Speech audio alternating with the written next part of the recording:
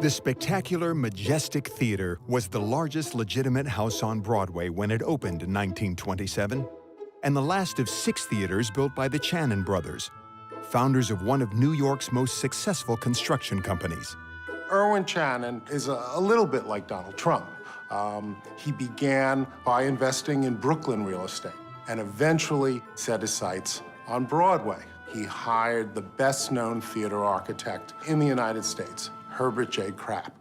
The Majestic Theater is a striking tan brick building with glazed terracotta details, described by Chanin as Spanish modern. On the inside, it incorporates one of Chanin's signature features. The Majestic Theater was built with stadium seating. So it's a large musical house, but very intimate, so that no matter where you sit in the house, you feel close to the stage. In the 1930s, the Shubert brothers bought the Majestic and presented some early musical hits. While some of the titles are forgotten, the songs live on. But it wasn't until 1945 that the Majestic hit its stride, with the production of Rodgers and Hammerstein's Carousel. Carousel coming in 1945 at a time when we're still in war, when millions of men are dying on battlefields everywhere. It's a love story, but also has this element of love and loss and the possibility for the future. Richard Rodgers came to that opening night on a stretcher, having badly pulled his back a few days before, but he couldn't hear the Majestic Theater audience. So he thought that his beloved musical was playing to a stone-cold, unfriendly audience until the curtain call, and he suddenly saw the Majestic Theater filled with an audience rapturously responding to Carousel.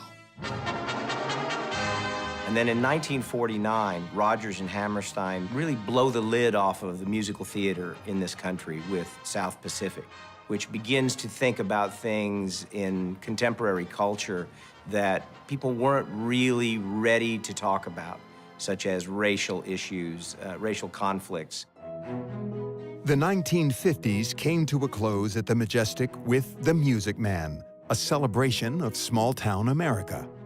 The 60s brought a new era, with musicals like Camelot, Clifford Odets' Golden Boy, and the Tony Award-winning The Wiz. And then, in 1988, a production originating in London came to Broadway and made history. Andrew Lloyd Webber's The Phantom of the Opera. Phantom had opened in London to rave notices, so we worked very hard behind the scenes to win the show for the Majestic Theater. They sent us to London on the Concorde, by the way. We just saw the show and we knew we could do it. But to get Phantom into the Majestic, it took over $1 million of structural modifications to the building itself. The columns that we took down were on the back wall of the theater, right here. Then there were several large candelabras that come up out of the stage. But this required that we dig this pit underneath in solid bedrock. It was a very big, tremendous amount of work. The structure was secure, but where to change costumes was a challenge for the performers. When we moved into this house, and there are no elevators here, there needed to be choreography to figure out where the costume changes would be, where you would change, because those 8 flights were too much to go up and down, especially with pointe shoes on. In 2012, the Phantom of the Opera celebrated its 10,000th performance at the Majestic, making it the longest-running show in Broadway history. This house seems to put its arms around the show. It all feels like we're one. You're never going to see theaters and buildings like these, and it really is part of the experience of enjoying a Broadway show. The magic of Broadway exists here.